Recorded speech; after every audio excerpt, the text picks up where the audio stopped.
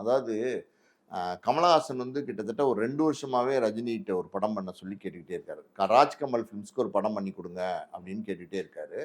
So இப்ப இந்த தக் லைஃப் படம் பண்ணதுல பார்த்தீங்கன்னா, கமலஹாசனுக்கு ஒரு ரூ. 180,00,00,000 நஷ்டம் தக் லைஃப்ல.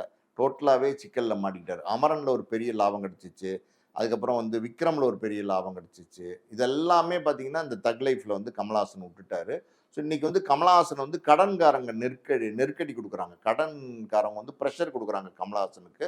ஸோ ஒரு படம் பண்ணணும். அந்த படம் வந்து ஒரு பெரிய பட்ஜெட் படமாவும் இருக்கணும். அந்த மொத்த கடனையும் ஒரே படத்துல அடைக்கணும் அப்டின்னா, அந்த படம் ரஜினி படமா இருந்தா தான் கரெக்ட்டா வரும் அப்டின்னு வந்து மறுபடியும் ரஜினி போய் சந்திக்கிறார். சந்திச்சு இந்த மாரி வந்து சிக்கல்ல மாட்டிக்கிட்டேன்.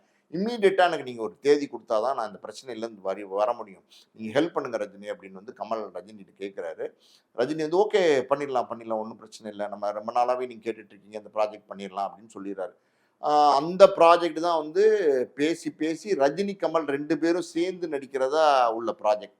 முதல்ல வந்து ரஜினி, கமல் 2 பேரும் சேர்ந்து நடிக்க போறாங்கங்கிற அனௌன்ஸ்மென்ட் தான் முதல்ல வந்துச்சு.